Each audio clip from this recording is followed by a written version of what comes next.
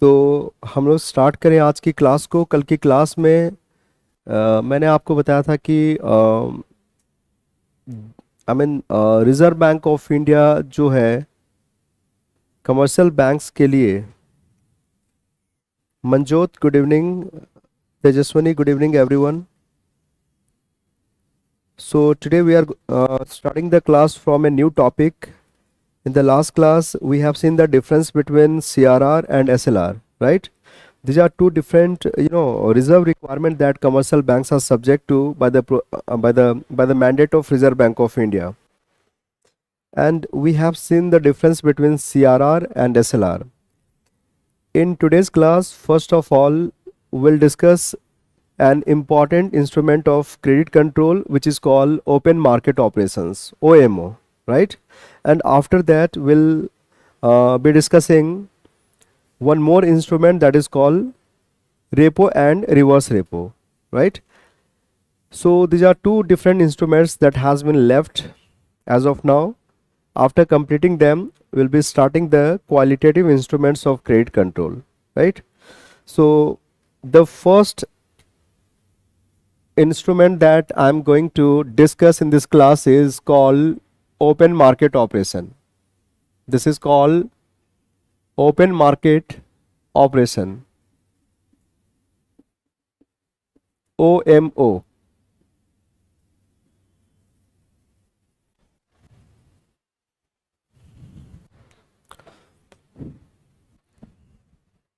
We'll see the technical meaning of OMO and how this can be used by the central bank of this country to influence volume of credit so that ultimately stability of price can be achieved, right?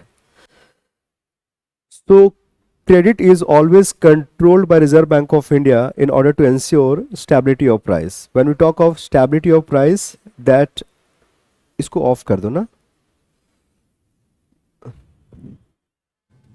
वो नीचे का है, नीचे वाला है F लिखा हुआ है। हाँ ठीक है। अब ठीक है ना? ये दोनों बंद हो गया क्या?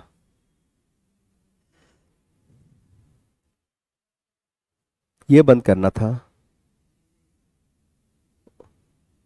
अब ठीक है ना? इसको ऑफ कर दीजिए, ये आवाज आ रहा।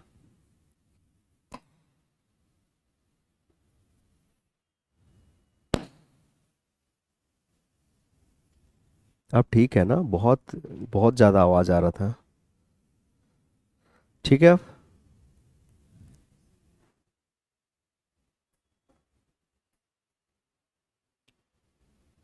बंद करो, बंद करो।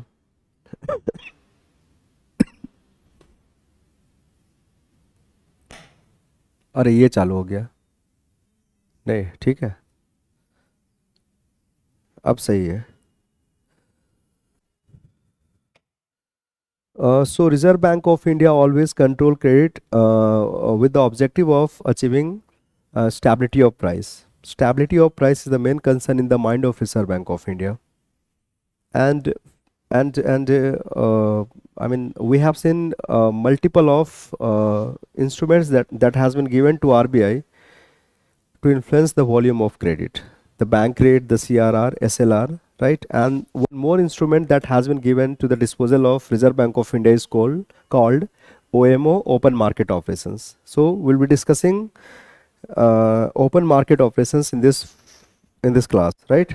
So first we'll see the technical meaning of OMO, and then I will explain to you how this can be used by Reserve Bank of India to influence the volume of credit, either to increase it or to reduce it, so that ultimately stability of price can be achieved in the economy and economy can be protected against the adverse effect of both of them, right? So we have seen that in order to avail the credit from the market, the government issue the GSP. So GSP is basically a certificate that are issued by the government in order to take the loan from the market. So when government has to take the loan from the market, it will sell the GSP to common investors like you and me, right? And we have seen that three important things are specified on GSP, like price of GSP, how much interest the government will pay at the end of the year, and when this will mature. These three important things are specified on GSP, which are used by the government to take loan from the common people or from the market, right? So this needs to be sold to the common public to raise money, to raise loans from them, right? And in practice, this is done by Reserve Bank of India on behalf of Government of India. And why this is so? This is so because we have seen that the central bank of this country is considered to be the manager of public borrowings. I told you that Reserve Bank of India is the manager of public borrowings. It manages the loan of the government, right? So it is obvious that it's the central bank that sell GSP on behalf of Government of India when the Government of India needs money from the market, right? So here we find that Reserve Bank of India, RBI can sell GSP. RBI sell GSP in the market, right? And when this mature, let's suppose the maturity is of 1 year. When this mature after 1 year, the government needs to pay all the money, I mean the principal amount along with the interest to the investors, right? And at that point, the Reserve Bank of India on behalf of Government of India will pay this money back to the investors. And when RBI does so, the Reserve Bank of India will purchase it back from the investors. Look, what is happening? Reserve Bank of India sell it to investors. Let's suppose we are the investors. We have made investment on the purchase of this GSP. So price of this GSP is 50,000 rupees. Interest that government promises is 6%. So in order to purchase 1 unit of this GSP, we have invested 50,000 rupees, and we anticipate that at the end of the maturity we'll be getting 50,000 rupees along with 6% of interest from the government side. So on behalf of government, this GSP has been sold to us by the Reserve Bank of India. Here Reserve Bank of India sell this GSP, right? And when this mature after 1 year of time, the government will pay this money back to the investors, right? And when government pays this money back to the investors, the government will take this certificate away from the investors, right? We had this proof in terms of certificate that we had made investment on GSP. But when the government pays this money back to the investors after the maturity, we have no reason to hold this certificate. We'll have to give this certificate back to the government, right? So the government is going to purchase this GSP back from the investors. When government pays this money to the investors, the government will purchase this GSP back from the investors. And again, this GSP on behalf of government is purchased by whom? The Reserve Bank of India. So here Reserve Bank of India, RBI, RBI buys GSP. From whom? From the investors. By how? By paying all these amounts, principal amount as well as interest amount to the investors. So here we find that, Reserve Bank of India or the central bank of this country is involved in two different kind of practices with respect to GSP. RBI sell the GSP and purchase them from the investors, right? RBI sell GSP to the investors, and then after some time RBI purchase them from the investors. And these two practices are called open market operations. So open market operations is nothing but the practice of sell and purchase of GSP. It refers to the practice of sell and purchase of GSP. Sell and purchase of GSP by RBI. Where? In open market. In open market is called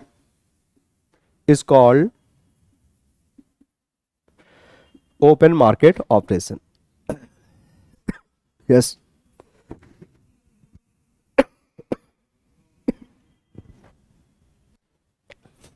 Okay. So this is the definition of OMO. It refers to sell and purchase of GSP by whom? By RBI. Where? In the open market. In the open market. This is what we mean by GSP. Everyone write it down. The definition of OMO. OMO refers to sale and purchase of GSP by the Reserve Bank of India in the open market.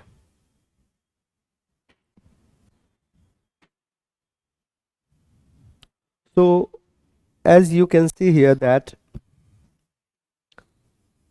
this open market has, or it involves, two kinds of practices on behalf of Reserve Bank of India. OMO has two kinds of practices undertaken by Reserve Bank of India. First, OMO consists of sale of GSP by RBI, and it also consists of purchase of GSP by RBI. Both of these practices are called open market operations. Either RBI sell GSP in the market or RBI purchase them from the market.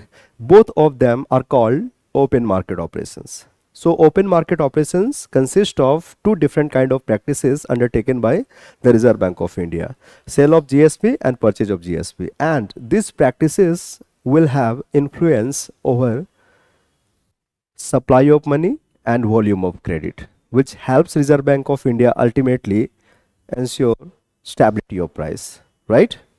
When this is conducted, when open market operations is conducted, that means when either sale of GSP or purchase of GSPs are undertaken by Reserve Bank of India, it influences the volume of credit in the economy. Either volume of credit increases or volume of credit comes down, right? So this helps the Reserve Bank of India ensuring the stability of price, because it is by influencing the volume of credit and supply of money that we can achieve the stability of price in the economy eventually, right? So how this happens, that is what I'm going to explain to you. Let's suppose under open market operations RBI decides to sell the government GSP. Let's suppose, है ना, under open market operations, let's suppose RBI decides to sell government GSP. This is GSP, and now Reserve Bank of India is trying to sell it off. RBI is trying to sell it off to investors. Its price is 50,000 rupees per unit, and interest is 6% that that government will pay ultimately, and this is going to mature after 1 year of time. RBI is trying to sell it off, and when RBI sell it off, we can be the person who make investment on this GSP, right? Let's suppose we have 50,000 rupees with us that we can keep either with the banks or make investment on the purchase of GSP. Before doing so, we'll compare the rate of interest, and if we find that government is paying higher rate of interest as compared to what we are getting from the commercial banks, rather to put our money with the banks, we'll make investment on purchase of GSP, right? So we'll have to give 50,000 rupees out of our pocket to Reserve Bank of India in order to buy these things from the RBI. RBI is trying to sell this product and we are going to purchase it, right? In order to purchase this GSP from Reserve Bank of India, we'll have to take out 50,000 rupees and give it to Reserve Bank of India. Everybody in the economy will do so, right? Let's suppose we are the buyer of this GSP. So in order to purchase this GSP from Reserve Bank of India, we'll have to take out 50,000 rupees from our pocket and give them to the RBI. So as a result of this buying of GSP by common people, what do you find? Money supply in the economy will increase or money supply will come down? Will money supply with the hands of people increase or it will come down when we buy things from Reserve Bank of India? Will money supply increase or decrease? Decrease, yes. Money supply means quantity of money that we are having. Money supply means quantity of money that we are having. And obviously, when we purchase things from Reserve Bank of India, we'll have to give money to RBI. So this will cause money to get out of the system. money will flow out of the system and will cause supply of money to come down in the economy. So what we find? We find that when RBI sell GSP in the market, money supply comes down. And when money supply comes down, aggregate demand will also come down, and this will cause prices to move downwards, right? And helps the Reserve Bank of India in controlling of inflation. So it is precisely at the time of inflation that Reserve Bank of India may decide to sell the GSP in the market, right? At the time of inflation, what happens? There is a very strong demand for goods and services. And why there has been a strong demand for goods and services? Because people do have the strong purchasing power. So if we want to contain inflation in the economy, first we have to reduce the quantum of money supply. Without reducing the quantum of money supply, we cannot think of bringing prices downward, right? So what RBI is doing here in order to reduce money supply, RBI is offering this GSP to people, है ना? RBI is offering this GSP to whom? To common people, so that people start investing on them. Money, begins to flow out of the system, and this will cause money supply to reduce, and this helps Reserve Bank of India eventually controlling of inflation, right? So at the time of inflation, under open market operations, Reserve Bank of India initiate selling of government GSP so that money supply can be reduced. Is that clear?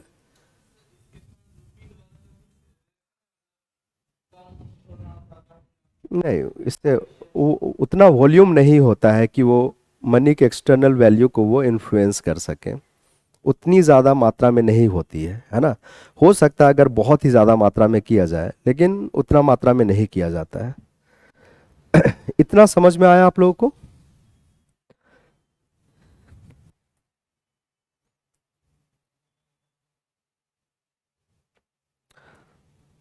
So this is akin to stagflation in our country. You are saying that, sir, prices of goods and services are increasing, along with we have the situation of unemployment, right?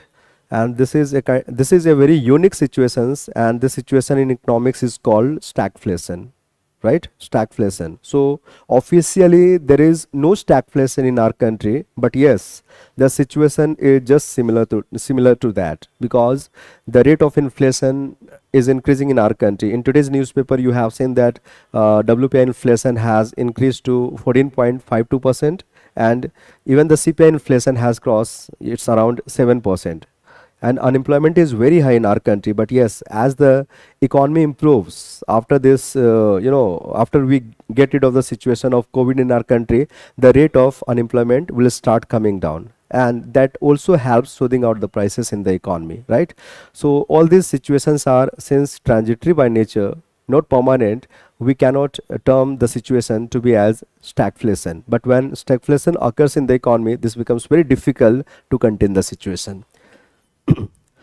So is the point clear right now? समझ में आया? But now you can see that here, when the sale is conducted by Reserve Bank of India, it's common people that can make investment, but it's not compulsory for us to make investment on the GSP. But it's compulsory for commercial bank to make investment on GSP, because they have to fulfill the requirement of SLR, isn't it? है ना? It's not compulsory that we make investment. And so far as India is concerned, you must be knowing that only a very few number of people make investment on GSP. Larger chunk of people are not aware of this market, that anything like GSP exists in our economy, right?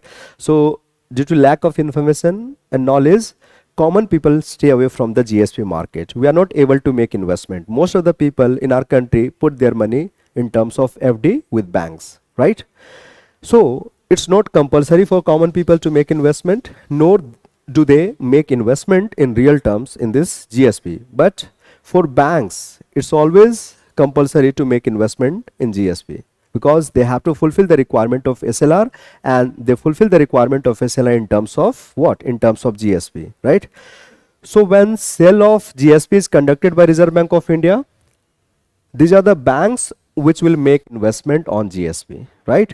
And when banks will make investment on GSP, this is going to reduce their lending capacity, right?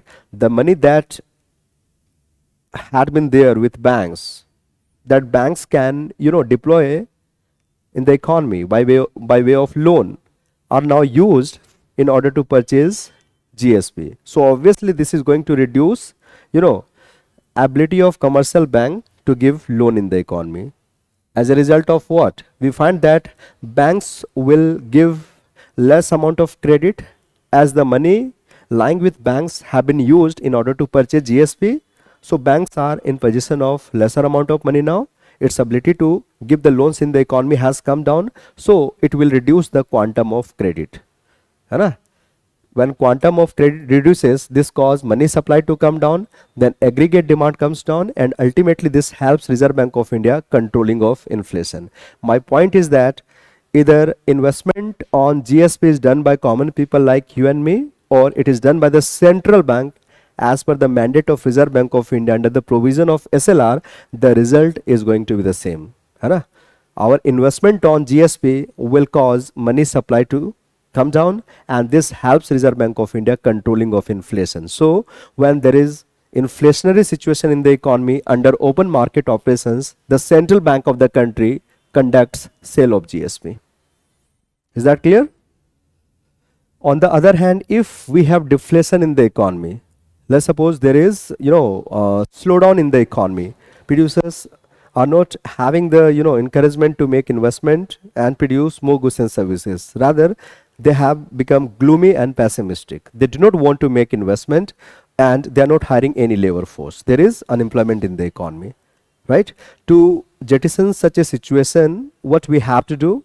We have to, inject money into the system. We have to augment the supply of money so that more demand of goods and services are created. And once demand start being created, this is going to induce our producers. They will find that demand is getting stronger. They will take the plunge, and now they will hire the labor force in the economy, and this will help us get rid of the situation of unemployment and economic slowdown. So how this happens? Look here. So at the time of economic slowdown, under open market operations, RBI will conduct purchase of GSP, right? RBI will start buying of GSP back from the investors. Are you getting my point? RBI will start buying of GSP back from the investors like banks and we common people, right? So when RBI buy those GSP back from investors, RBI will have to give all this money to them, isn't it? We were in the possession of this certificate, this GSP, and this was the proof that we have made investment, right? And this certificate will be used by us to claim the benefits under it, right? So when RBI buys this GSP from me, I will demand my money back, principal plus interest rate, right? So when RBI conducts purchase of GSP back from investors, RBI pays all this money to investors, and that cause money supply to increase in the hands of common people, right? RBI is putting money into the hands of people and buying the things from them. Let's suppose this was the GSP I sold to her, right? And now I'm buying this GSP from her. Right?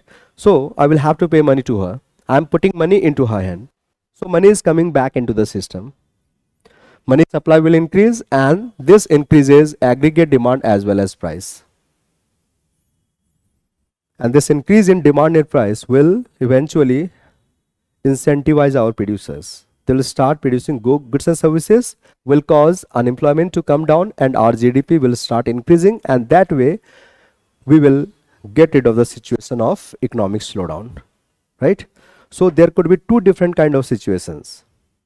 Either we are, grappling with the problem of inflation, or we are grappling with the problem of slowdown or unemployment. And in order to get rid of these situations, Reserve Bank of India under open market operations can use the GSP. Either GSP can be sold or GSP can be purchased by Reserve Bank of India to improve the situation. We have seen that at the time of inflation, GSP has to be sold to the investors, and at the time of economic slowdown, GSP will be purchased by the Reserve Bank of India in order to augment the supply of money, right? When supply of money increases, demand will increase, and this will cause the economy to come out of the, economic slowdown. This is how the economic slowdown, deflation, has to be defeated using the open market operation. Okay? ये clear है? इसको note down कर लीजिए थोड़ा.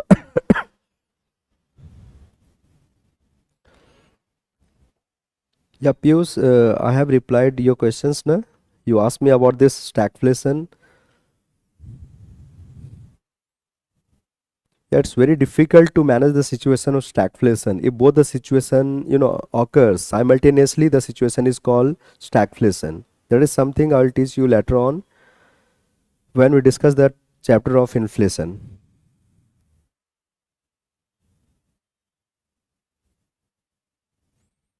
Yeah, that's something I will discuss later on. Stagflation is the part of inflation chapter. I will discuss the stagflation in that particular chapter. No, we should not leave that on market or COVID situation, or we have to intervene. We have to intervene every time there is some abnormalities arising in the economy. We simply cannot. Yes, we have to intervene. Now tell me, this point is clear or not? This open market operation, is that clear?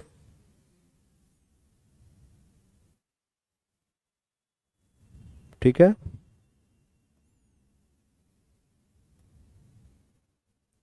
Fine. So it's very easy. Definition is very easy. You can see that it refers to sell and purchase of GSP by RBI. So basically, OMO consists of two kinds of practices on behalf of RBI. RBI either sell the GSP or it purchase GSP. And both the practices under open market operations will have the respective influences on the volume of credit. Right? So when sale is conducted, we find that volume of credit and supply of money comes down. This helps Reserve Bank of India combating with the problem of inflation. Right? And when purchase is conducted by Reserve Bank of India, you can see that here a quantum of money injected into the system increases further, and this helps Reserve Bank of India bringing economy out of woods, out of economic slowdown. This is how stability of price is ensured by conducting the open market operations. Right? Then now we'll discuss the last but the most important instruments of credit control, which is called repo rate. Right? Repo rate is going to be the last one. We'll discuss the repo rate and then reverse repo rate, and after that the qualitative instruments of credit control.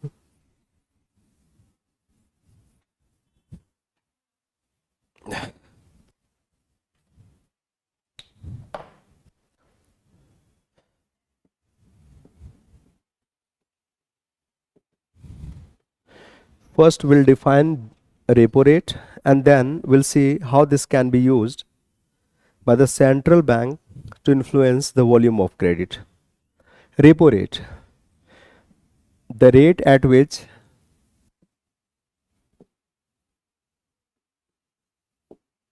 the RBI provides short term credit to commercial bank. Short term credit to commercial banks is called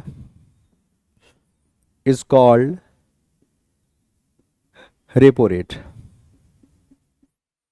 The definition is akin to bank rate. You can see the definition is akin to the definition of bank rate. We have seen that bank rate is the rate at which central bank gives loan to commercial bank for long term, right? So bank rate is applicable when loan is provided for a period of time well beyond 1 year, right? And repo rate is applicable in case of short term credit. Here short term means any period of time up to 1 year. So if central bank gives loan to commercial bank for a period of time up to 1 year, then repo rate is going to be applicable, right? Repo rate will be applicable for loan extended by Reserve Bank of India to commercial bank for any period of time up to 1 year, right? So this is basically the rate at which the central bank will give money to commercial banks. Look, in economics, there is nothing like free lunch, right? Everything has its own price. Everything will have its own price. Central bank, which is the Reserve Bank of India, is the bank to all banks, and being the bank to all banks, it gives money to commercial bank. But money is not, distributed among commercial bank free of cost. Rather, Reserve Bank of India always charges some interest, right? And that interest rate is called repo rate, right?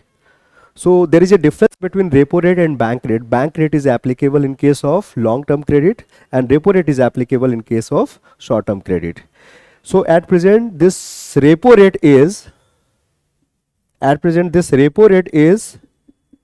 4%. Repo rate is 4%. So this is how much banks will have to pay to the RBI for availing money from it for short term, right? 4%. Bank rate is how much? 4.25%. So if loan is being availed for long term, a higher rate of interest has to be given. That is equal to 4.25%, which is called bank rate. But if loan is availed for a period of time up to 1 year, only 4% has to be given to Reserve Bank of India by commercial bank by way of interest, right?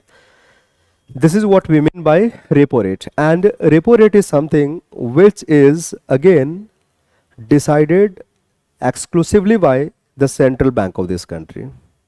No other institutions can decide this repo rate. It is solely decided by the central bank of this country, and it is the central bank only which can bring about some changes in it, right? And the central bank, by bringing about changes in repo rate, can influence the volume of credit so that ultimately stability of price can be ensured, right? When price is not stable, let's suppose there is either the situation of inflation or the situation of deflation, then what RBI will do? RBI will bring about changes in repo rate, right? So that the change in repo rate influences the volume of credit, and that will ultimately helps, ensuring the stability of price. So how this happens? What happens when repo rate is increased or decreased? That is something I'm going to explain, right? So in the next discussion, I'm going to explain how this repo rate can be used by Reserve Bank of India to influence the volume of credit. Look, RBI has two different options so far as repo is concerned, right? Either repo can be increased or it can be decreased. So what happens if repo rate is increased by Reserve Bank of India? Look, right now it is 4%. And now RBI decides to increase this repo rate to 5%. So when repo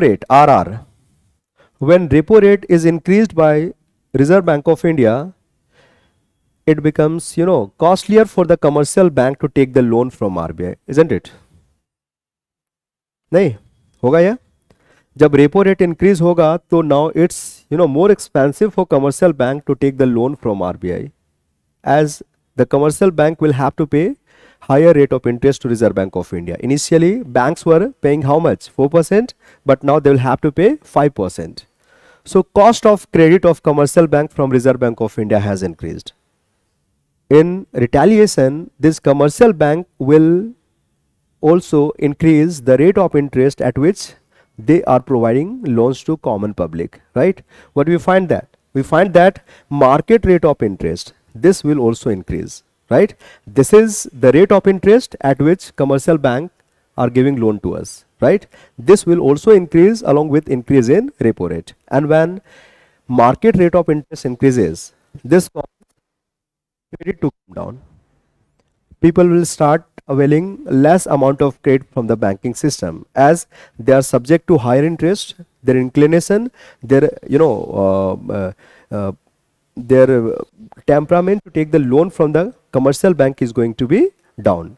So money supply as a result of this will come down, and this will bring down aggregate demand, which will finally cause price to come down. So eventually inflation can be controlled in that manner by increasing the repo rate, right? Once repo rate becomes higher than before, it becomes costly for the commercial bank to take the loan from Reserve Bank of India. Commercial bank will also increase the rate of interest. People will respond to this situation by availing less amount of credit. That will cause money supply to come down, and with lesser amount of money with the hands of the people, the economy will witness a decline in aggregate demand, है ना, and decline in aggregate demand will translate into lower inflation. Prices will plummet southward, and that manner Reserve Bank of India will be able to control inflation. On the other hand, if RBI effect a cut in repo rate, let's suppose repo rate has been reduced from 4% to only 3%. So on the decline of repo rate, banks, cost of credit is going to be lower. Now banks will find that availing the loans from Reserve Bank of India has become less expensive, as they will have to pay lower rate of interest to Reserve Bank of India for that. Initially they were paying 4%, but now repo rate has been reduced to 3%. So banks will have to pay only 3% as interest for availing the loans for Reserve Bank of India, right?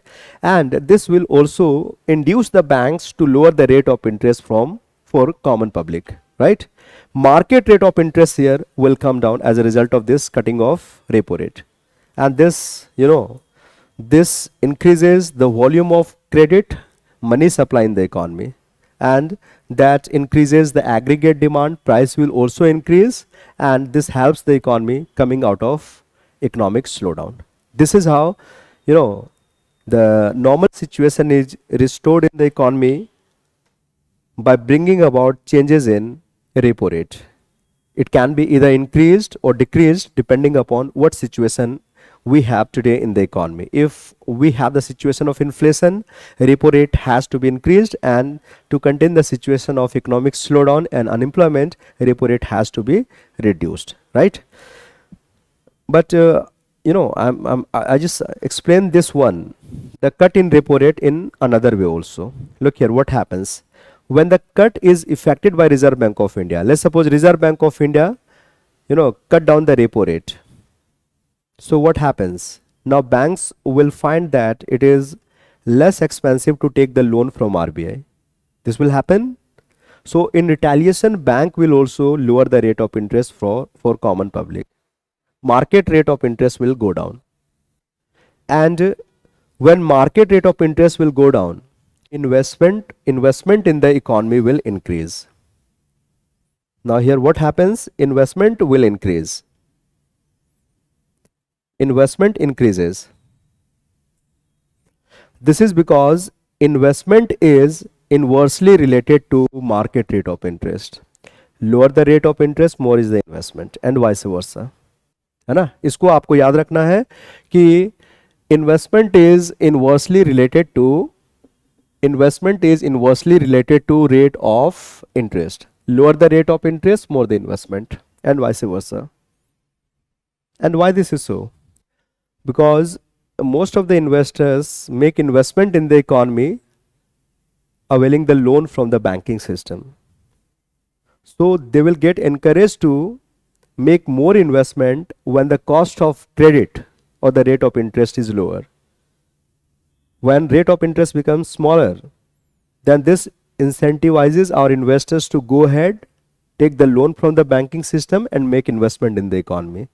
And once investment is done in the economy, this is going to create jobs for the people, right?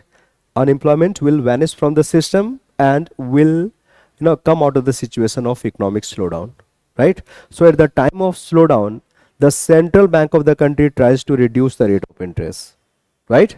At the time of economic slowdown, the Reserve Bank of India, the central bank of the country, tries to reduce the rate of interest in the economy. And for that reasons, repo rate is cut by RBI, right?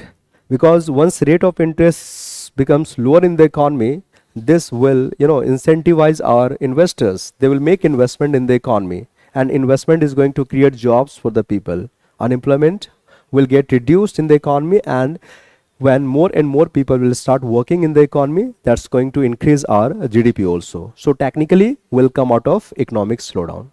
So these are two different ways that economy comes on the track when repo rate is cut down by RBI.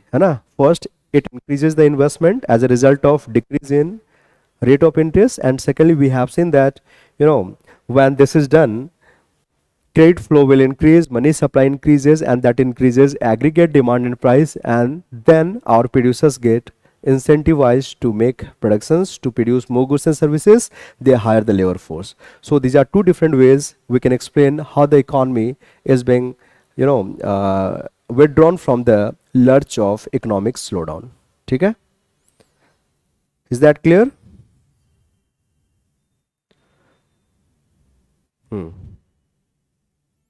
So upper side of board is not visible, lower side is also not visible. I must be writing in the middle of the board. Fine. This is repo rate, and the last one is reverse repo. Reverse repo. ये reverse repo है. Reverse repo rate, triple are. Triple R, reverse repo rate. Reverse मतलब उल्टा होता है ना. In repo what happens, central bank of the country gives loans to commercial bank, है ना. In repo, central bank of the country gives loan to commercial bank, and in the conduct of reverse repo, just the opposite happens. Here commercial bank will give their money to the central bank, है ना. Commercial bank will give their money to central bank. But even the commercial banks are not going to give their money to RBI free of cost.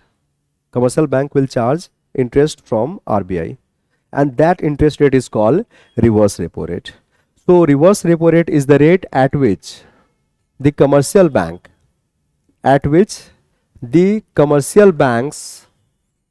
provides short-term credit to RBI. Short-term credit to RBI. This is how you define the reverse repo rate. Here the lender is commercial bank, borrower is Reserve Bank of India. In case of repo, we have seen that lender is commercial bank, lender is RBI and borrower is commercial bank. Here lender is commercial bank, borrower is RBI. So this is the rate at which the commercial banks provide short-term credit to RBI. The rate at which the commercial bank provides short-term credit to RBI is called repo rate. Please write it down. Reverse repo rate. This is reverse repo rate. Yes, I'm sorry. Sorry, this is reverse repo rate.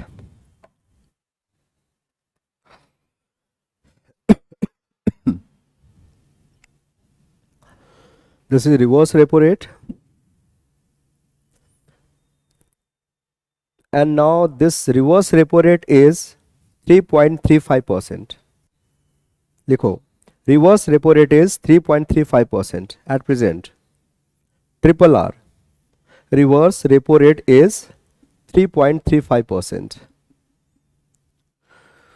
So if commercial banks give their money to RBI, this is how much commercial banks will charge from RBI.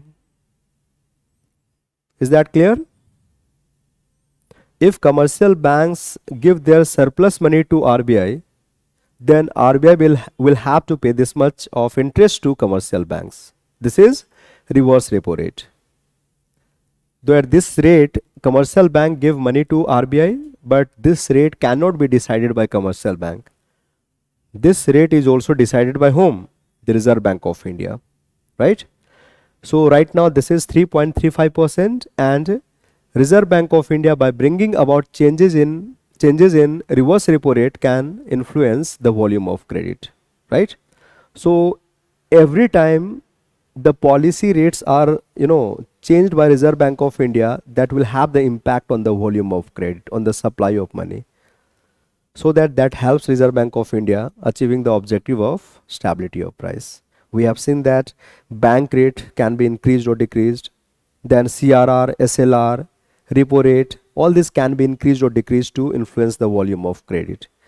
Here again, Reserve Bank of India can bring about changes in reverse repo rate to influence the volume of credit, so that eventually stability of price can be ensured in the economy and economy can be protected from their adverse effect. So now we'll see what happens if reverse repo rate is increased or decreased, and in what way that influences the volume of credit. So right now this is 3.35%. 3.35%. Let's suppose RBI decides to increase reverse repo rate. RBI decides to increase reverse repo rate from 3.35% to 3.5%. So when reverse repo rate increases, what happens? When reverse repo rate increases, what happens? It becomes, more profitable for commercial bank to give their money to RBI, isn't it? है ना? समझ में आया? अगर reverse repo rate बढ़ता है तो commercial bank के लिए अब आरबीआई को लोन देना, क्रेडिट देना ज़्यादा प्रॉफिटेबल होगा, होगा या नहीं? Because commercial banks were getting this much only, 3.35, but now this has been increased to 3.5%. That means now it's more profitable for commercial bank if they provide their credit to Reserve Bank of India, isn't it? They will get 3.5% of interest. Initially they were getting only 3.35%, right? So when reverse repo rate in the economy is increased by central bank of the country, it becomes more profitable for commercial bank to keep their surplus money with RBI. So rather to give, credit in the economy to common people like you and me, the commercial bank will give their money to Reserve Bank of India. है ना?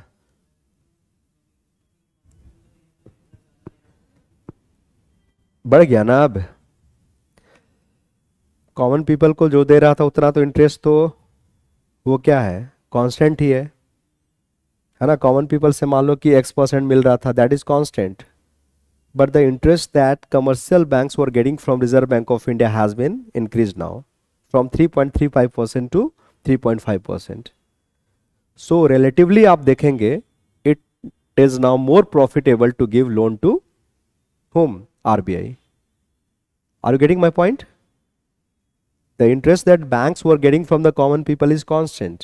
There has been no change in it, right? But now reverse repo rate has been increased. So as compared to the previous situation, it is now more profitable for commercial bank to give their money to RBI. So this will cause volume of credit in the economy to come down.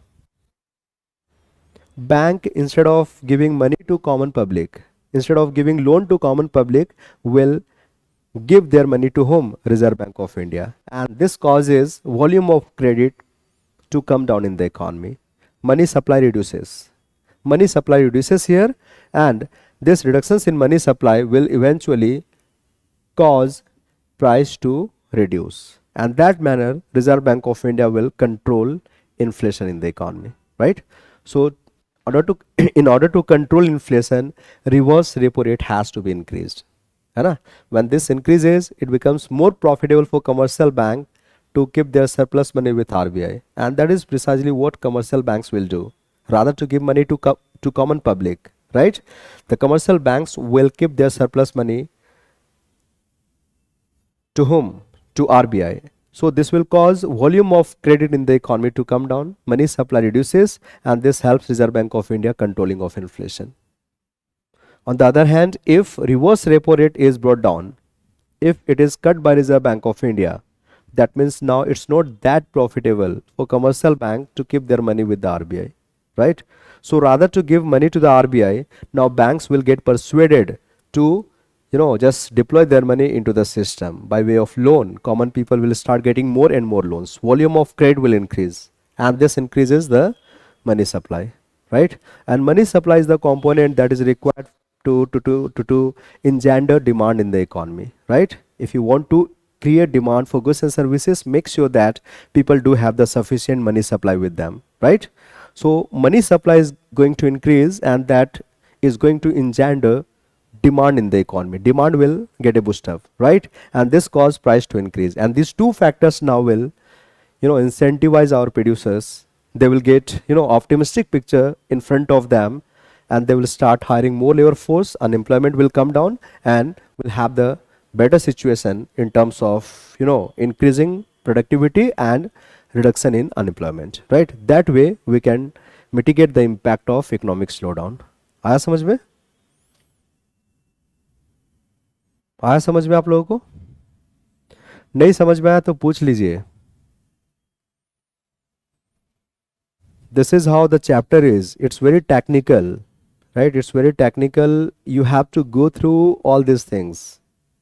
You have to understand all these things. Compulsory है, क्यों नहीं compulsory? Economics GS paper 3 में तुम economics को छोड़ दोगे क्या? अच्छा. नहीं नहीं नहीं, वो कंपलसरी नहीं होता है. वो कंपलसरी नहीं होता है. They can keep their surplus money with RBI, right? But the reverse repo rate will attract them to do so if that is increased, right? And if reverse repo rate is reduced by Reserve Bank of India, that's going to discourage them to keep their money with RBI. है ना?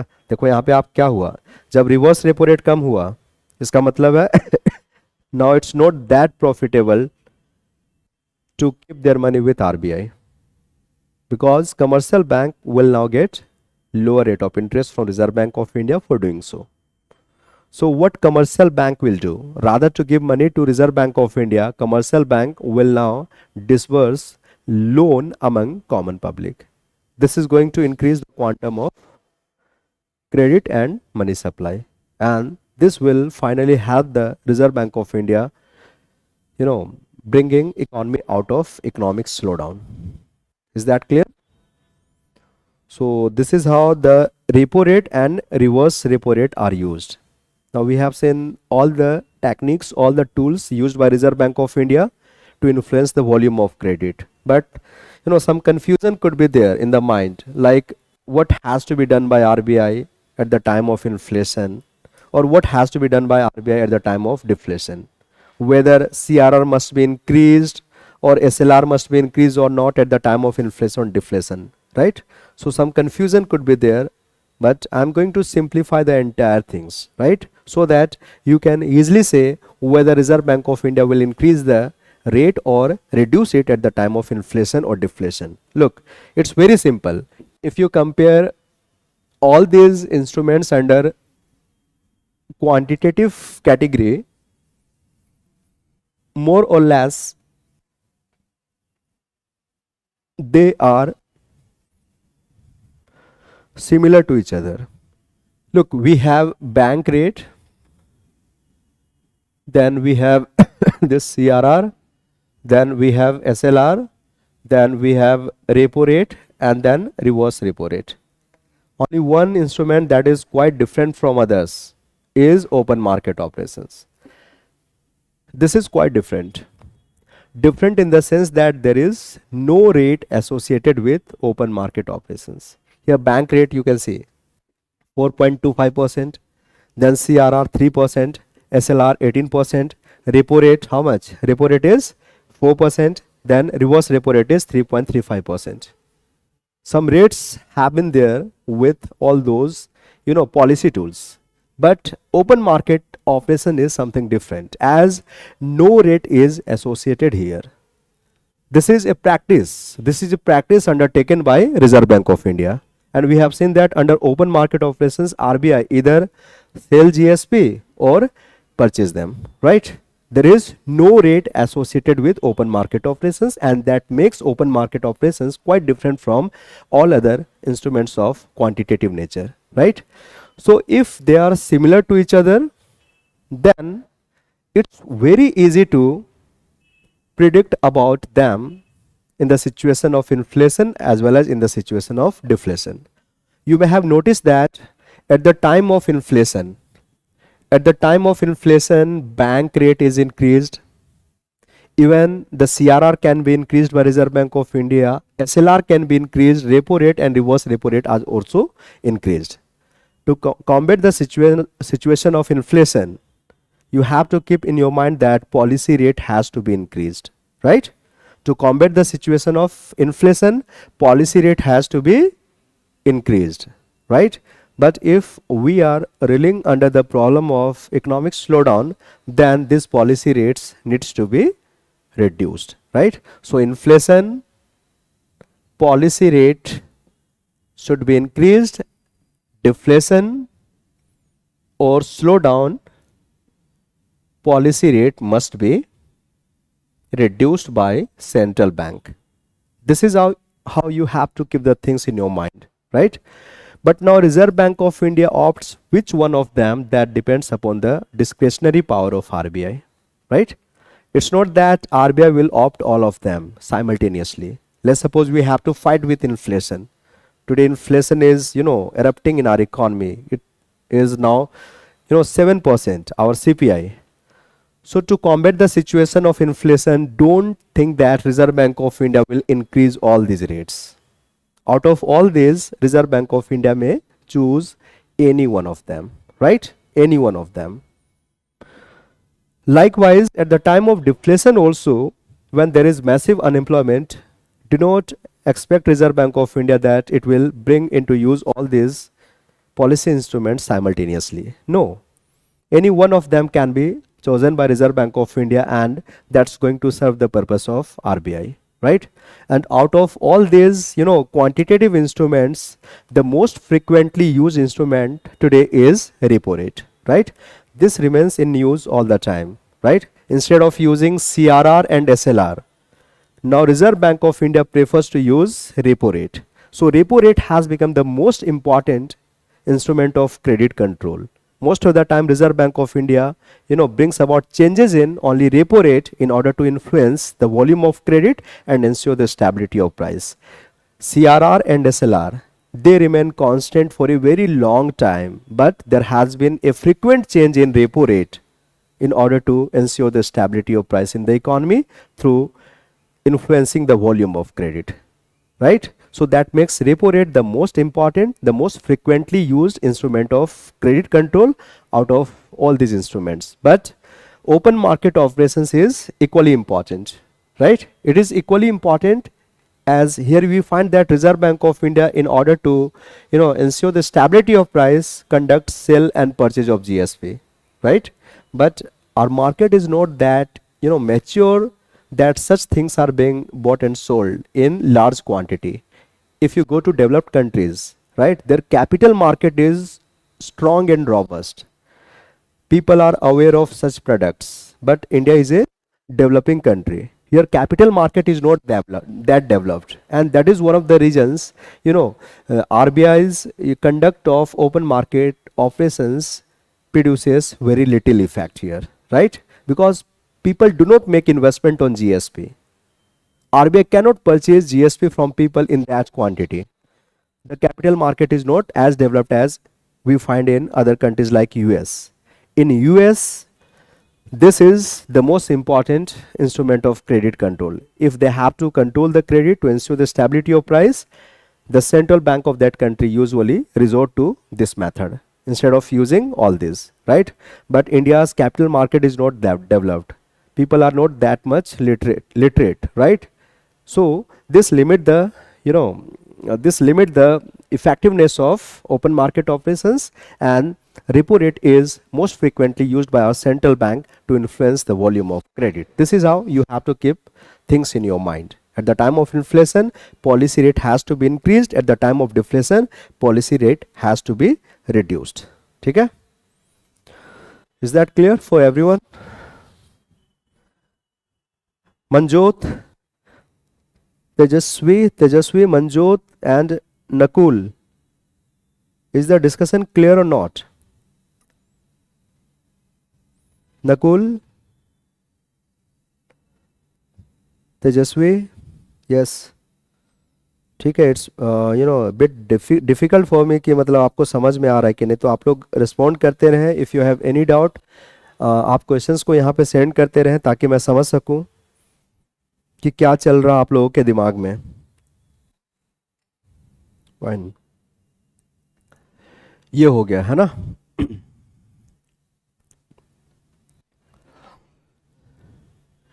Now we'll see the relationship between bank rate, repo rate and reverse repo rate. लिखिए, relationship between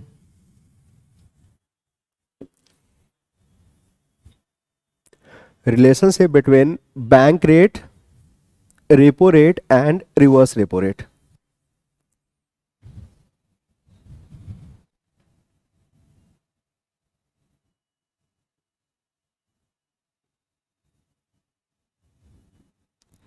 between bank rate, repo rate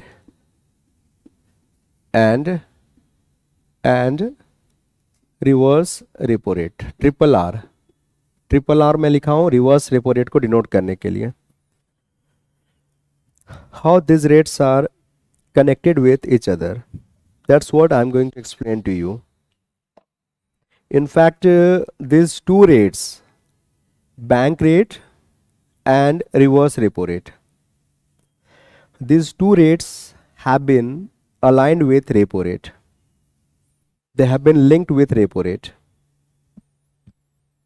So with this alignment of these two rates with repo rate, these two rates are not independent anymore, right? Are you getting this point? Repo rate, sorry, bank rate and reverse repo rate, these two rates have been linked with repo rate. And the implication of this linking is that when Reserve Bank of India brings about any changes in repo rate, that causes an automatic change in bank rate as well as reverse repo rate. So we can say that now bank rate and reverse repo rate are not independent. They depend on the magnitude of repo rate. If repo rate is changed by Reserve Bank of India, that will cause an automatic change in bank rate as well as reverse repo rate. This is the first thing. This is the first thing. And that is why you never hear the Reserve Bank of India making announcement with respect to change in bank rate and reverse repo rate. RBI never just announce changes in bank rate and reverse repo rate. It always make the announcement about repo rate, because RBI knows that once repo rate will be changed, this will cause automatic change in bank rate and reverse repo rate. They have been linked with repo rate. This is the first thing. Second thing is the mathematical relationship between these three rates. How these three rates are connected mathematically. What is the difference between them mathematically? So right now you can see that repo rate is 4% and bank rate is 4.25%. So it's always that bank rate would be 0.25% more than repo rate. It's always. Bank rate would be 0.25% more than repo rate. And as a rule, reverse repo rate has to be 0.25% less than repo rate. So as this rule is saying that reverse repo rate has to be 0.25% less than repo rate, so repo rate is 4%, so reverse repo rate has to be 3.75%, right? This is the difference between bank rate and repo rate on the one hand and repo rate and reverse repo rate on the other hand. In economics, percentage point, instead of writing the percentage point, we call it basis point. So 100 basis point is equal to 1%. 100 basis points में 1% होगा, ठीक है? So this is 0.25% more than repo rate, or you can say that bank rate is 25 basis point more than repo rate. एक ही बात है ना? Since 100 basis point is equal to 100 basis point is equal to 1%. So 0.25% means what? 0.25% means 25 basis point, isn't it? नहीं समझे? आपको पूछ रहा हूं.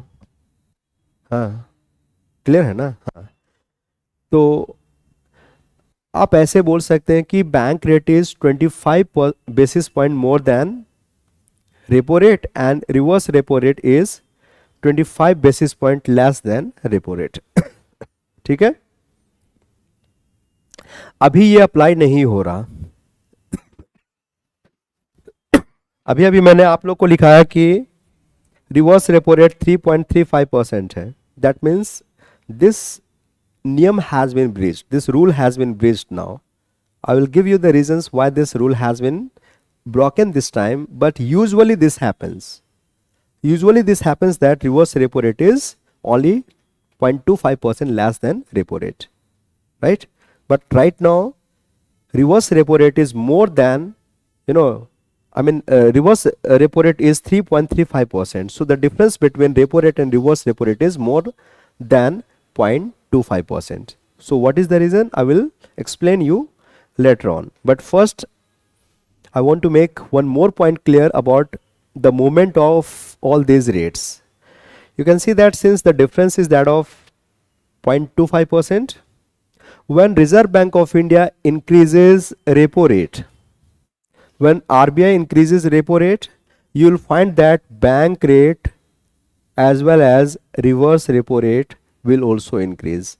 And if Reserve Bank of India cut down repo rate, this will cause an automatic cut in bank rate as well as reverse repo rate, right? For example, let's suppose RBI decides to look here on this board. Let's suppose RBI decides to increase repo rate from 4% to 4.5%, right? A hike of 0.5% in repo rate. So this will cause an automatic increase in bank rate by 0.5%. So this will increase to 4.75%, so that difference between these two remains equal to 25 basis point, right? Difference is intact. Difference is not going to be changed. Difference is going to be intact, that is 25 basis point between these two rates. And this will also increase to 4.25%. This will also increase by 0.5%. So its value will become 4.25%, so that the difference between repo rate and reverse repo rate is again 0.25% or 25 basis point, right? So the difference between these two rates is going to be intact, and you find that when repo rate has been increased, bank rate and reverse repo rate also increases. And on the contrary, if bank repo rate is reduced by Reserve Bank of India, you will find that bank rate and reverse repo rate will also decrease, right? And this is how all these three rates move in the same direction. They move in tandem, है ना? They move hand in hand, right? You got this point? आ गया समझ में आप लोग को? Last वाला क्या? They move in the same direction, I mean to say, right? They move in the same direction. If repo rate increases, if repo rate comes down, bank rate and reverse repo rate will also come down. The point clear? Okay, now I'm going to explain why today this reverse repo rate is not 3.75% as per the rule, है ना? As per the rule, the reverse repo rate has to be 0.25% less than repo rate. So if repo rate is 4%, so reverse repo rate should have been 3.75%. But in fact, reverse repo rate is much lower than 3.75%. It is at present 3.35%. So what explain this breaching of rule, है ना? ये मैं आपको समझा रहा हूँ कि ऐसा क्यों है. Look, we had the inception of slowdown in our economy with the onset of summer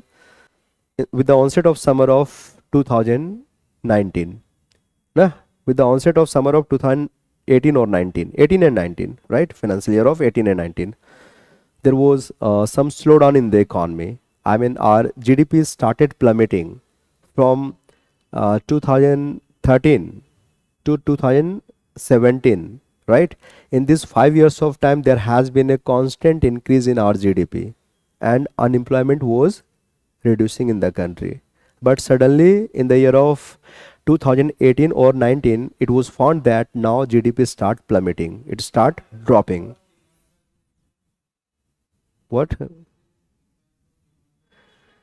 There could be several factors, and it happens that sometimes our GDP increases, sometimes it comes down. That depends upon the economic activity and the perception about our economy, right?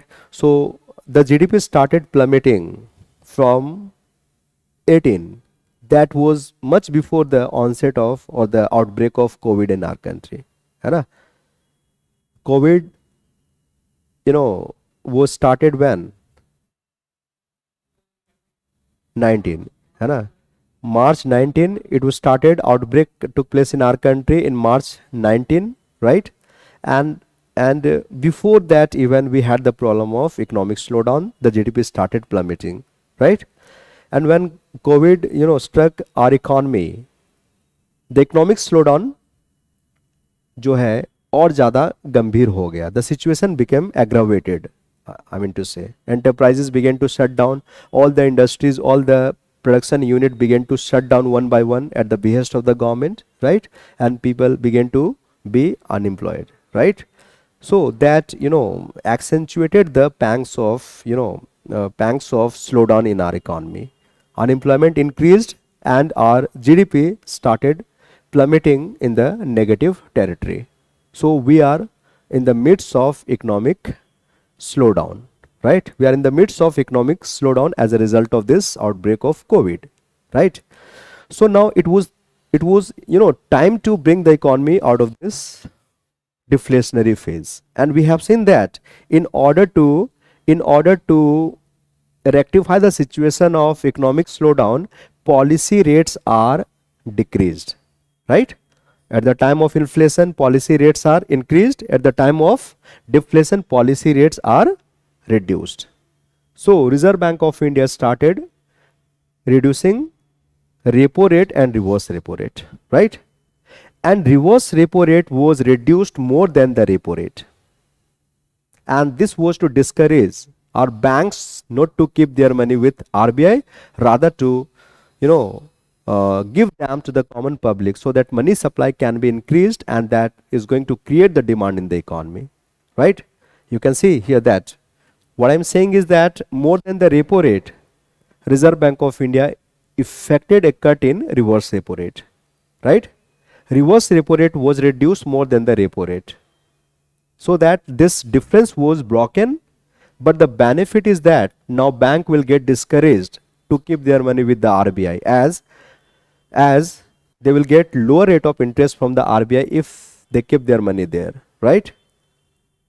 This was done to persuade the bank to deploy their money into the system, to give the loans to the common public, so that volume of credit can be increased, and that cause money supply to increase, and this is going to engender demand in the economy. And once demand is engendered in the economy, that will bring the economy on the track, right?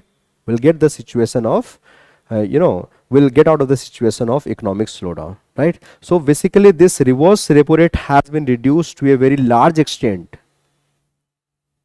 This was to ensure that banks, instead of keeping their money with RBI, start giving them in the economy to common public by way of loan. The intention of the Reserve Bank of India is to increase the supply of money so that demand can be made stronger, and this helps Reserve Bank of India mitigating the impact of economic slowdown. This is the reason. But once situation becomes normal,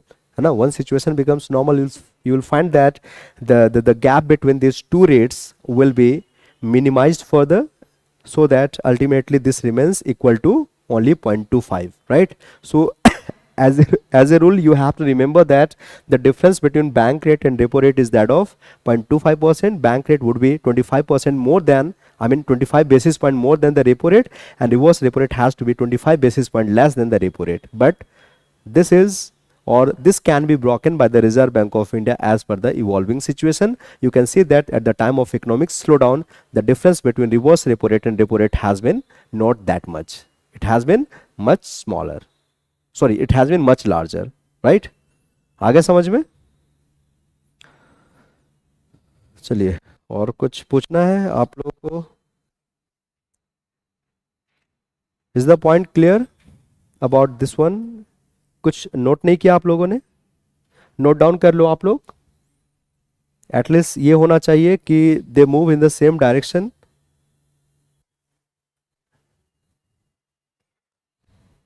Nakul, Srivastava, Tejasvi and Manjot. Is the point clear?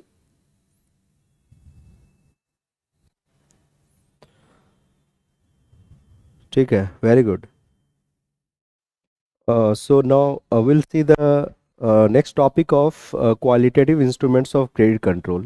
We are done with the quantitative ones. All these instruments have been explained away, and now we'll be discussing the qualitative one. But before that, we'll try to know why two different sets of instruments have been given to Reserve Bank of India to influence the credit, right? One is called the quantitative and second one is qualitative.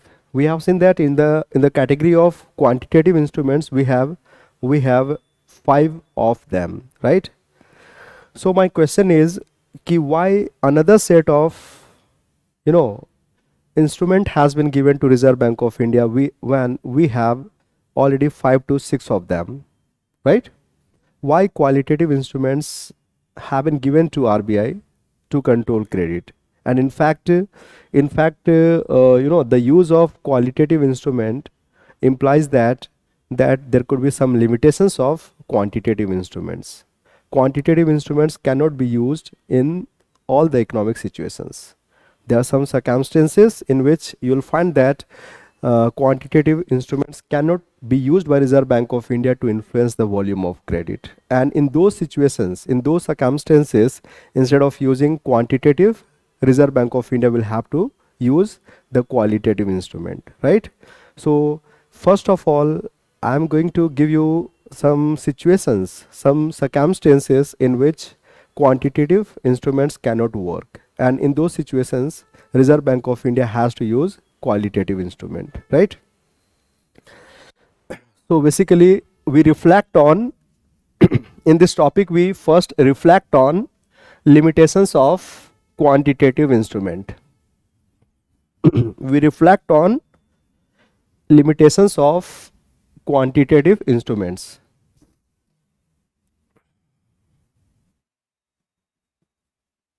Limitations of quantitative instruments. ठीक है? So that gives you an idea why qualitative instruments has been given to RBI and when they are used exactly in the economy. So basically, credit in the economy is provided by commercial banks. Credit is provided by whom? Commercial banks. Commercial banks. And those credits are provided to producers of all the three sectors. We have the producers in the primary sector, we have the producers in the secondary sector as well as in the tertiary sectors, right? Credit or loans are given to all these producers in different sectors of the economy. All these three sectors require credit from the banking system to run their respective activities, right? But the requirement of credit is not uniform in all these sectors. The requirement of credit differ from one sector to another sector. So far as our economy is concerned, we can simply say that credit in primary sector is more required as compared to these two sectors of the economy, as the producers of this sector is poorer than the producers of these two sectors of the economy. So the requirement of credit in primary sector is far greater than what we require for secondary and tertiary sector, right? So bank should give more credit in the primary sector and less credit in secondary and tertiary sector. Here credit has to be controlled in a selective manner, not in a general manner. Here Reserve Bank of India will have to control credit in a selective manner. It will have to ensure that more credit is given in primary sector and less of them is given in secondary and tertiary sector. And when credit has to be controlled in a selective manner, quantitative instruments become ineffective. Here quantitative instruments cannot be used to control credit in a selective manner. And this is because the impact of quantitative instrument are same in all the sectors of the economy. For example, let's suppose Reserve Bank of India uses repo rate. This is one of the quantitative instruments, repo rate. So suppose Reserve Bank of India uses repo rate to control credit in a selective manner. The objective of Reserve Bank of India is to ensure that more credits are given in the primary sector and less of them are given in the secondary and tertiary sector, right? So if RBI wants that producers in primary sectors avail more credits, then rate of interest or market rate of interest for these sectors of the economy must be reduced. Then only the farmers or the producers of this sector will get persuaded to take the loan from the banking system, isn't it? So rate of interest has to be reduced. And for that, RBI will have to cut down repo rate.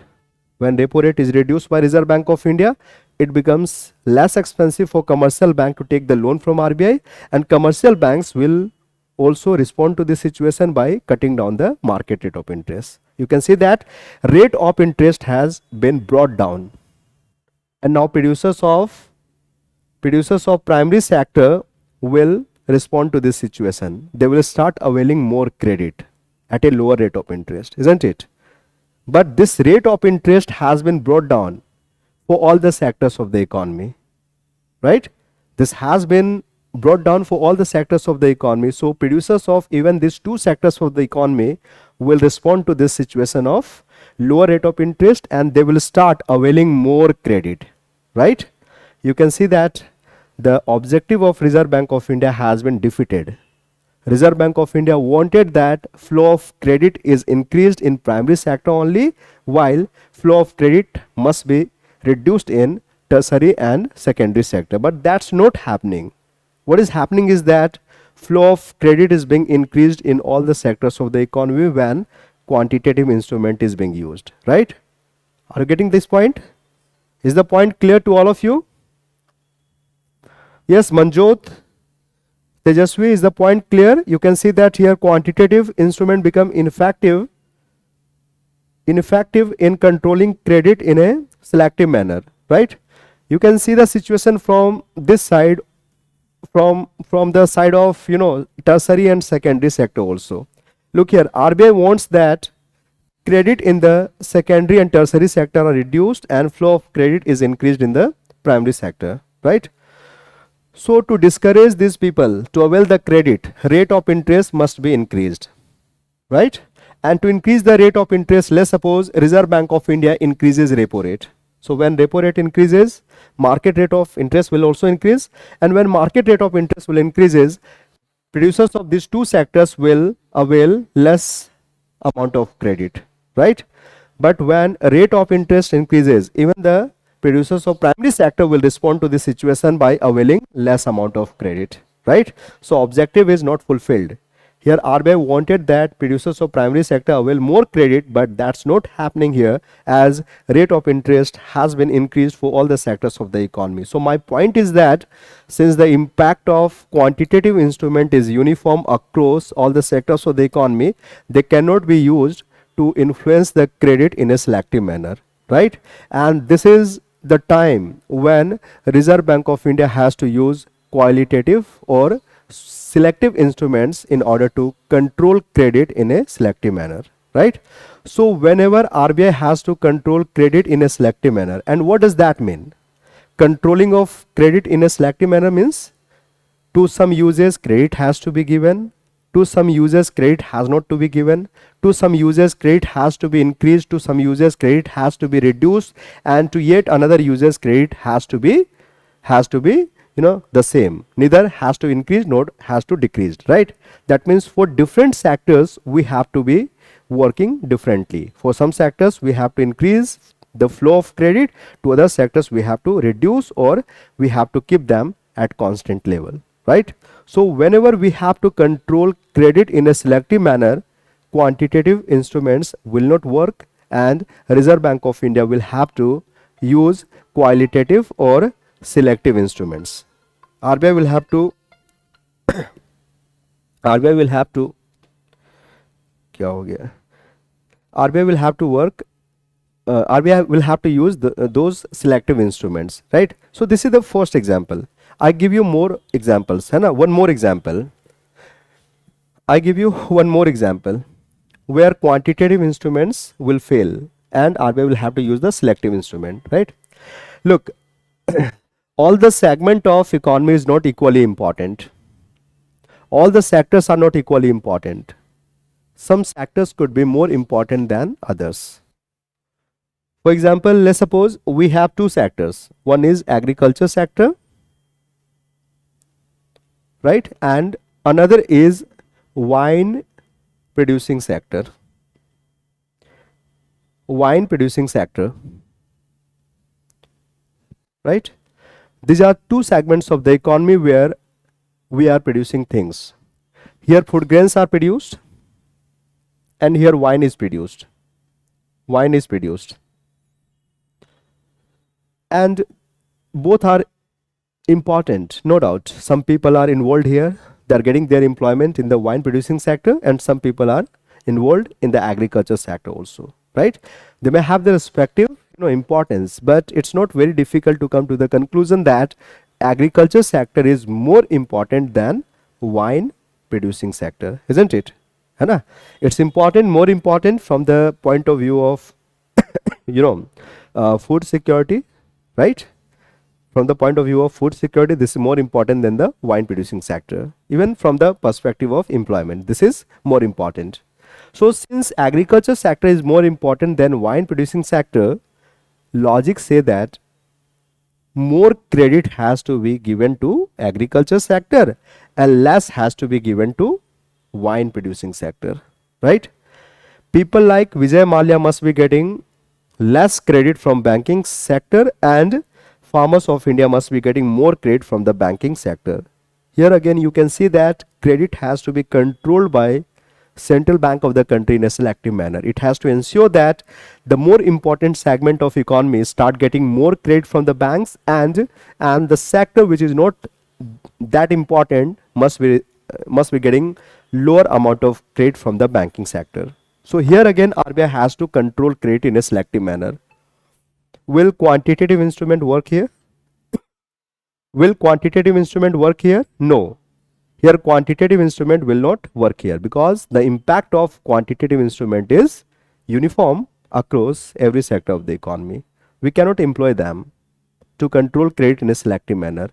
So to control credit in a selective manner, Reserve Bank of India will have to use selective instrument which is called qualitative instrument. Is that clear? So now before discussing all those qualitative instruments, we'll see the precise difference between quantitative and qualitative instrument. We'll see the difference between quantitative and qualitative instrument. Yes, Nakul, this is what I am going to discuss. You are asking the difference between these two, I think, na? Sir, what is the difference between PSL and qualitative? PSL could be the part of qualitative, right? So we'll first see the difference between quantitative and qualitative instruments, and after that we'll discuss all the qualitative instruments one by one. And please write it down on your left hand side. On your left hand side, please write quantitative instrument, and on your right hand side, qualitative instrument.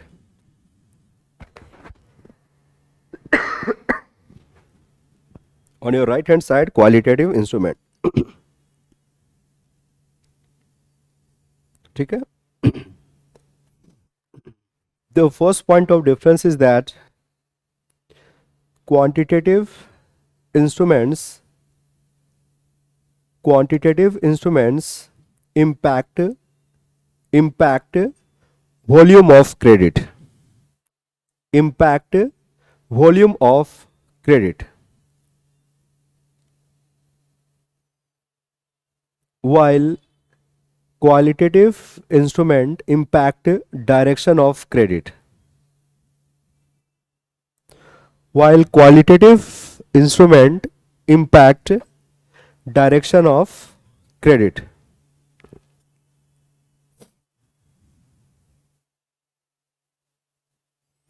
So this is the major point of difference between these two. When quantitative instruments are used by Reserve Bank of India, that's going to impact the quantity or volume of credit. We have seen that either quantity of credit increases or it decreases, right? So it's going to impact the quantum of credit. But when qualitative instruments will be used by Reserve Bank of India, you will find that that impacts the direction of credit, है ना? In which direction credit has to be, given, that is being decided by the qualitative instruments, right? So this is the first difference.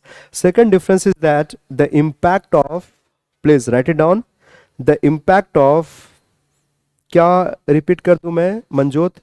मैं ये कह रहा हूं कि quantitative instruments impact volume of credit and qualitative instruments impact direction of credit. Direction of credit के लिए हम लोग क्वालिटेटिव को यूज करेंगे and for influencing the volume of credit और quantity of credit reserve bank of India uses quantitative instruments.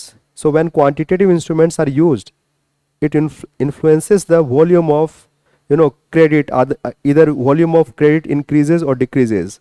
But when qualitative are used by RBI, you'll find that that impacts the direction of credit. Second point of difference is that the impact of quantitative instrument is uniform across various sector of the economy, is same and uniform, है ना? The impact of quantitative instrument is uniform across different sectors of the economy. Different sector of the economy, while the impact of qualitative instruments is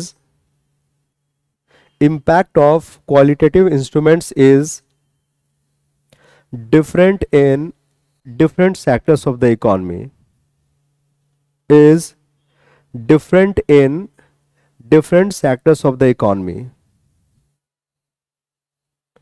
is different in different sectors of the economy.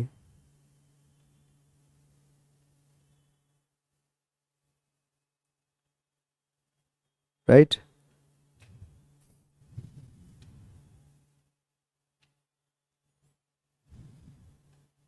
And the third difference is that the quantitative instruments are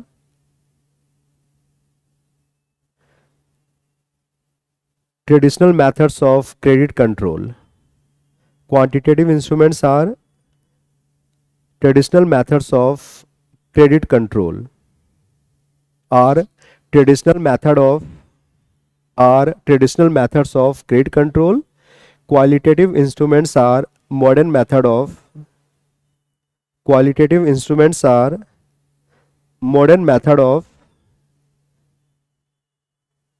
credit control. इसमें लिखो qualitative instruments have been in use. Qualitative की तरफ लिखो आप लोग. Qualitative instruments have been in use since 1956. Qualitative instruments have been in use since 1956. ठीक है? Yes, qualitative. ये they are of recent origin. You can see that we have been using it since 1956 only, है ना? Yes, qualitative. हाँ, 1956, not quantitative यार, qualitative have been in use since 1956, है ना? ये नया मेथड्स है क्वालिटेटिव. ट्रेडिशनल मेथड कौन है? क्वांटिटेटिव, है ना? क्वांटिटेटिव जो है बहुत ही लंबे समय से यूज किया जा रहा. I would say that since the Inception of central bank world wide, है ना? वर्ल्ड में जो सेंट्रल बैंक को स्टैब्लिश किया गया 16th और 17th सेंचुरी की मैं बात कर रहा हूँ, आज से 400 साल पहले, है ना? तो तब से जो है क्वांटिटेटिव इंस्ट्रूमेंट्स को यूज किया जा रहा. They are the traditional method of credit control, right? But the qualitative are of recent origin. They are being used in our country by Reserve Bank of India since 1956 only, right? It was the Central Bank of US that started using it for the first time, right? Qualitative. And from there we adopted, and we are using it since 1956 only. So we call all the qualitative instrument as the modern instruments of credit control, while quantitative, they have been in use since a very long time. So they have been, adjudged as the traditional method of credit control. Okay, is that clear? So these are the difference between qualitative and quantitative instruments, and now we'll finally discuss all the qualitative instruments one by one, right? In the last class I told you that we'll be discussing four important qualitative instruments. We'll be discussing four important qualitative instruments.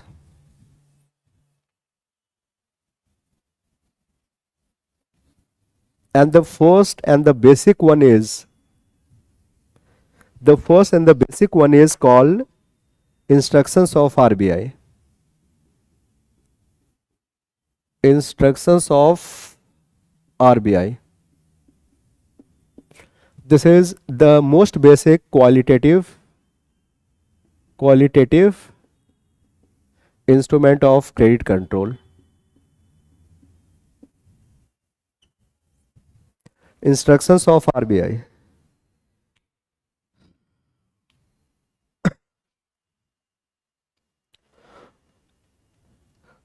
So how this works in the economy, and why the instructions of Reserve Bank of India is considered to be the weapon of qualitative nature, that's what I'm going to explain to you, right?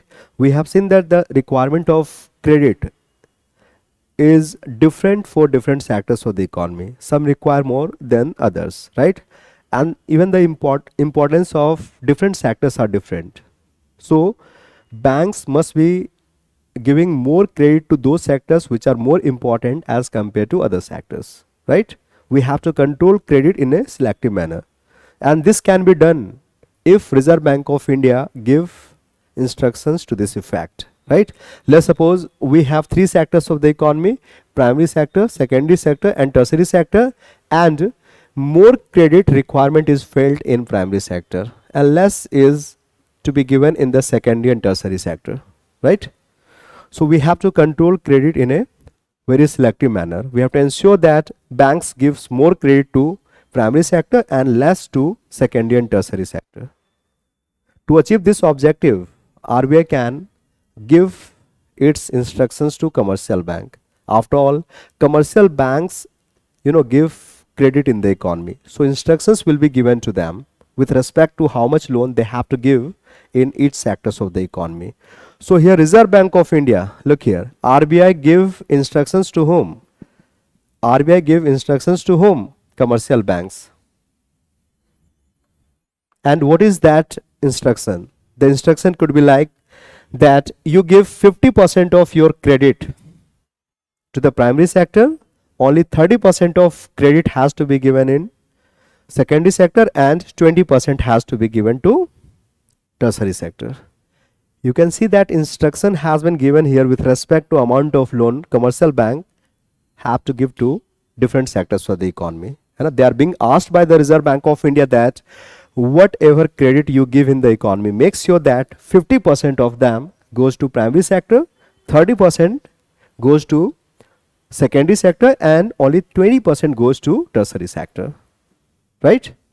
If commercial banks abide by the instruction, if commercial banks follow the instructions, obviously this will help Reserve Bank of India controlling credit in a selective manner. We'll find that as a result of this more allocation for primary sector, we'll find that quantum of loan for primary sector will increase, and in these two sectors of the economy the volume of credit will come down as banks will disburse less amount of credit to them, right? But this is not the complete package of instructions. This is not the complete package of instruction. This is just one piece of instruction. What else what else are there in the instructions? So apart from the quantum of loan, apart from the instructions relating to quantum of loan, banks are given the instructions on how much interest they will charge from different sectors of the economy. So RBI says that you charge only 5% from poor farmers, right? Then only they will get persuaded to avail the credit from the banking system, right? And since we have to reduce the volume of credit for these two producers, है ना, interest for them will have to be higher, है ना. You charge 15% from secondary sector and 25% from tertiary sector, right? Now this is going to be the complete package of instructions, and in this package of instructions there are, you know, two kinds of instructions given to commercial bank. First is with respect to amount of loan they have to give to each sectors of the economy, and second with respect to rate of interest commercial banks should charge from different sectors of the economy, right? And if commercial banks, you know, follow this instruction, you will find that the Reserve Bank of India objective will be fulfilled. Here we will find that volume of credit for primary sector will increase, and this will increase for two different reasons. Volume of credit for primary sector will increase as was intended by Reserve Bank of India, and this will increase for two different reasons.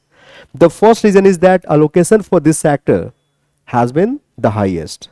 You can see allocation of bank credit has been the highest for primary sector. This is the first reason quantum of loan in this sector will increase, and second reason is that rate of interest has been fixed at a very low level, right?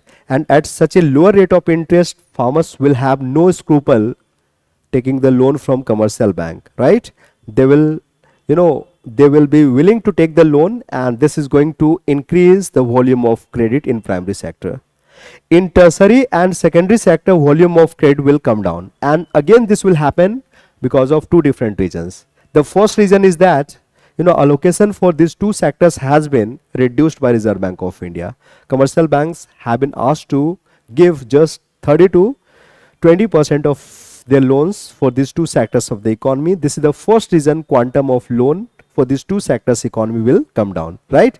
And second reason is that rate of interest for these two sectors of the economy is much higher, and that's going to discourage producers of these two sectors to take the loan from the banking segment, right? And ultimately what we find that the volume of credit in these two sectors will come down, while the volume of credit in primary sector will go up, and in that way Reserve Bank of India will be able to achieve the objective of controlling of credit in a selective manner, right?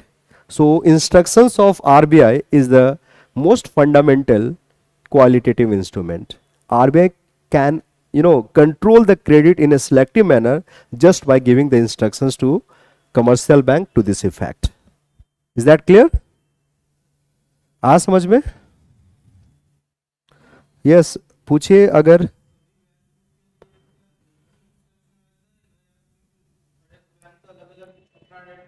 कब, ठीक है, कभी वो differ करता है, कभी एक भी हो सकता है ना?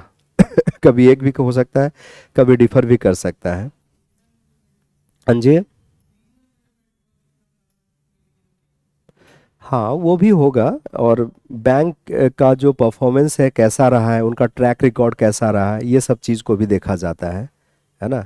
लेकिन एक अगर हम लोग को एक जनरल ऑब्जेक्टिव को प्राप्त करना है तो more less same kind of instruction has to be given by the central bank. ठीक है? Is the point clear na? So this is the most basic qualitative instrument that at the disposal of Reserve Bank of India. Reserve Bank of India can simply use its instructions to control credit in a selective manner. But the problem is that, you know, this seems to be very simple. Whenever we have to control credit in a selective manner, we'll give direction to this effect to commercial bank, right? This seems to be very simple, but practically it is laden with lots of problem. It is laden with lots of problem. What is the problem there? The problem is that not all the banks are eager to follow the instructions of Reserve Bank of India, right? This is because the instructions that has been given by Reserve Bank of India is beneficial from the economy's point of view, but if you look from the perspective of a particular commercial bank, this instruction is going to increase their losses, right? Because why this instruction will increase their losses? Because you can see that the sector in which banks potential to earn is the highest is the sector in which banks has been forbidden to give their loans, right? Here the return is going to be the maximum. 25% of interest banks can earn from the tertiary sectors. But here banks have been asked by the Reserve Bank of India that you give just 20% of your loan, right? And here in this primary sector, there has been very, meager sum of interest income for commercial banks. But this is the sector in which they are being asked by the Reserve Bank of India put their 50% of loan, right? So if banks follow these instructions, it will be at the cost of their profit. Their profit will come down and some of them will inflict loss in their account, right? है ना, profit कम होगा, उनके account में loss जाएगा. And that is why commercial banks tend to ignore the instructions of Reserve Bank of India. देखो commercial bank business करने आया है, उनको इकोनॉमी से कुछ लेना देना नहीं है, उनको वो इकोनॉमी के बारे में नहीं सोचते हैं. इकोनॉमी का गार्डियन कौन है? रिजर्व बैंक ऑफ इंडिया, है ना. Reserve bank of India take care of stability, Reserve bank of India take care of growth and other imperatives, right? But that broad approach is not with that with those commercial banks. Commercial banks are doing their businesses, their sole concern is to maximize profit, right? So this instruction, if they follow, obviously this is at the cost of their profit. This profit comes down, right? And that is the reason they tend to ignore the instructions of Reserve Bank of India. और Reserve Bank of India को भी ये पता है कि whatever instructions I have given, that's good for the entire economy's point of view, but that's going to dent in the profit of commercial bank, right? So some of the commercial bank will not follow the instruction. So what to do next? If commercial banks do not follow the instruction, then another method or qualitative instrument will be used, and this is called moral suasion. This is called moral suasion. But moral suasion is not an independent instrument of credit control. This is because moral suasion will be used by Reserve Bank of India only when instructions are not followed by some commercial banks, right? है ना? When instructions are not followed by commercial bank, Reserve Bank of India cannot achieve the objective of controlling credit in a selective manner, then moral suasion will be used by Reserve Bank of India on commercial bank. Look, this word suasion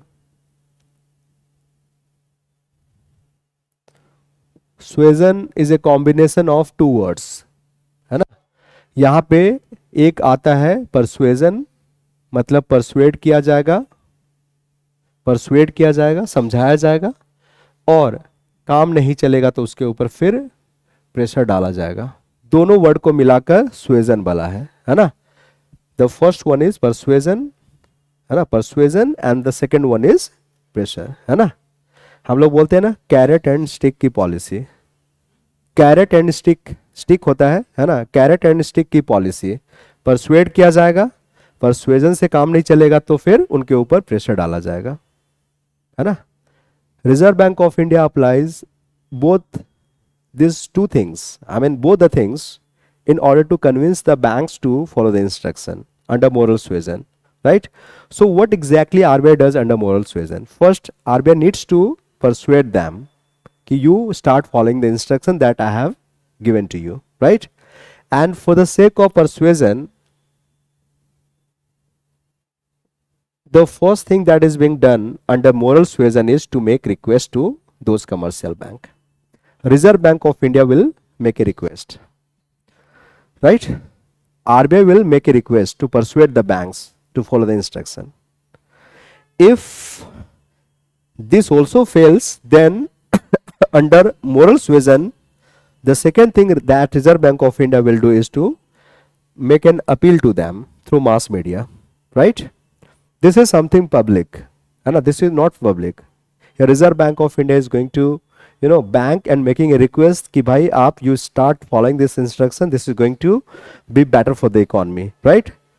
But now the thing has become something public, right? Now Reserve Bank of India through mass media appealing all the banks to toe the line and start following the instruction, right? And ultimately you can see that these two are in order to persuade them, right? And these two are something informal, not that official or formal. But eventually when these two techniques under moral suasion will fail to yield the result, then under moral suasion the third technique that is used by Reserve Bank of India is to serve the notice to commercial bank. Commercial bank will be getting the notice from whose side? RBI.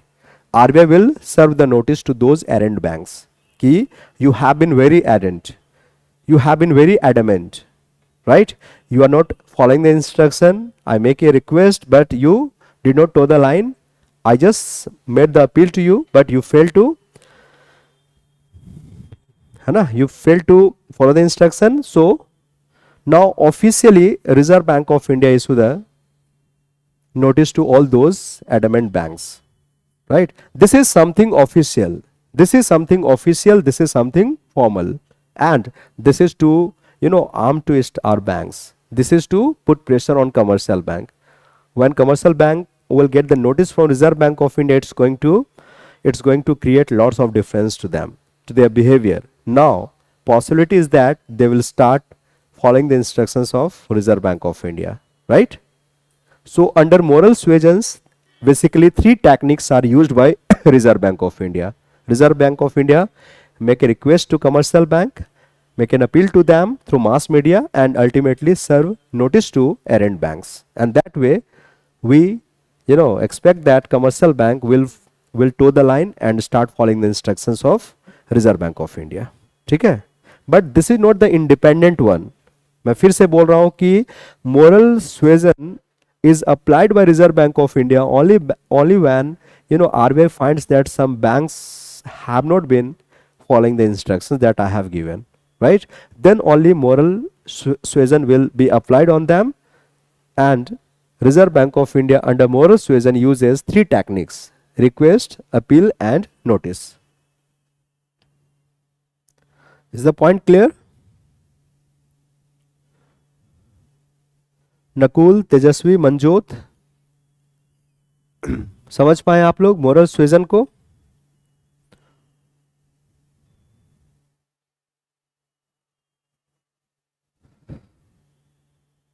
ठीक है.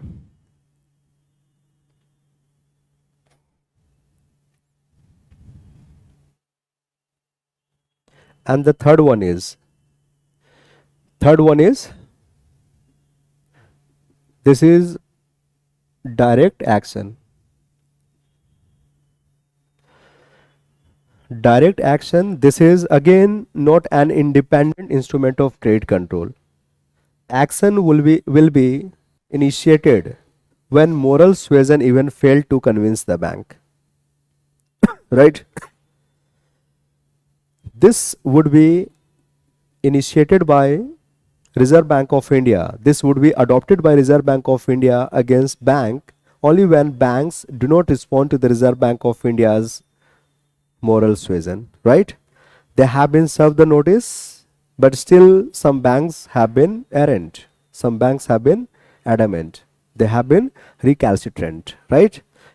Against those banks now direct actions would be initiated by Reserve Bank of India. Reserve Bank of India is the bank to all banks, and it can take disciplinary action against the banks which violates the norms, right? So generally what happens under direct actions, monetary penalty is imposed on those banks which do not follow the instructions even after moral suasion, है ना? Monetary penalty यहाँ पे impose किया जाता है, but commercial banks know that the license can even be cancelled by Reserve Bank of India if they persistently violate the instructions given to them by the RBI, isn't it? And in the in the fear of losing their license, they start following the instructions of Reserve Bank of India, है ना? But that has not happened in the monetary history of India as yet. License of no banks have been cancelled by Reserve Bank of India for not violating or for not following the instructions of Reserve Bank of India. But commercial bank do have this fear in their mind, right? They know that eventually this power rests with the Reserve Bank of India, and Reserve Bank of India can abrogate their license, right? So when direct actions are initiated, this is after this moral suasion. When banks do not respond to RBI's, RBI's instructions, even after moral suasion, then direct actions or monetary penalty has to be imposed on them. So you read all these three instructions, sorry, all these three instruments in a club, है ना? You can club them together. The most basic instrument is the instructions of RBI. This is the most basic one. If it doesn't work, moral suasion will be applied. If moral suasion failed to yield the result, then actions would be initiated by Reserve Bank of India against the errant banks, right? So these three must be, read in a single hand. ठीक है?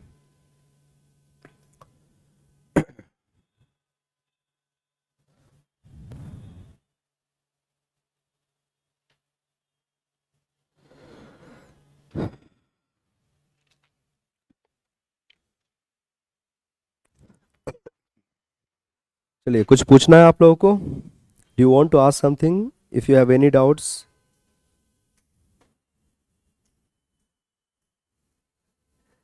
Revision किया है आप लोगों ने कल की class को? रिवाइज करना है आपको, है ना? डेली बेसिस में रिवाइज करना है. In fact, I have been making all these things very simple to all of you, है ना? Very simple. If you go through the NCRT book of class, you have Ramesh Singh or you may have the NCRT also. But if you go through those books, na, you hardly understand the things given there, right? But I put lots of efforts in my class. I make sure that the things get very simple to all of you, so that you can put them. Yeah, Ramesh Singh is very difficult book, right? Because Ramesh Singh is basically, compilation of material from the internet. That person is not from the economics background. I was in Delhi School of Economics. I am the product of Delhi School of Economics, and he is also the product of Delhi School of Economics. But he is very senior to me. He is more than, I think, he must be 60 plus, right? But that person was not in economics department. He completed his sociology from there. His master in sociology, right? So he's not from the economics background. I completed my master from Delhi School of Economics in economics itself, right? So what that person did was to make the compilation of some material given over the internet, right? He gathers some of them and just put them in a very haphazard manner. So there is no logic, there is no sequence of that book you may have read, right? But the way I teach here, you may have seen that, topic wise topic. First we discuss the facts of Reserve Bank of India, then management of Reserve Bank of India, then functions of Reserve Bank of India, then credit control, and tomorrow I will be discussing what? The liquidity management. Are you getting the point? So that sequence has not been there in Ramesh Singh book. And even class 12th NCRT has been very complicated. So in the very first class, I told you that you just go through that book only after I complete this class. Otherwise, you fail to understand whatever given there, right? So go through my class notes, and some printed notes can be given by this person. So you also go through them. That will help you a lot here, right?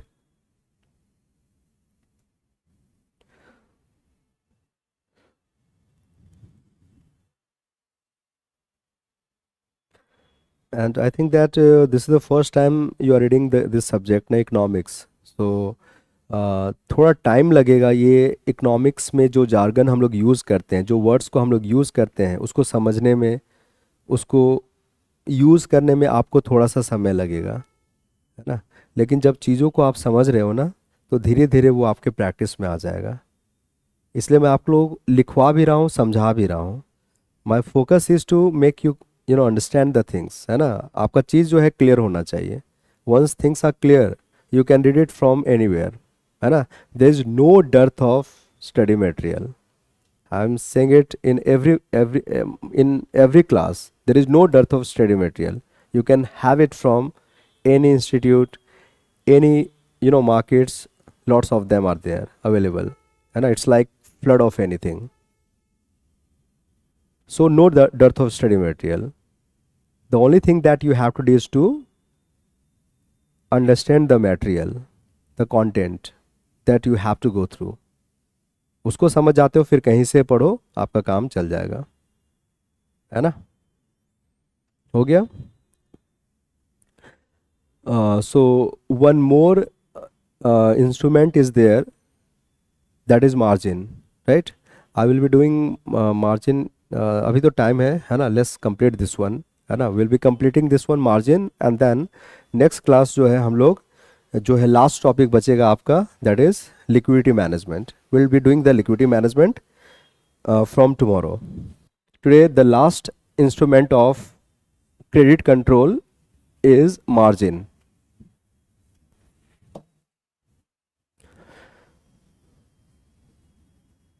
So margin is there.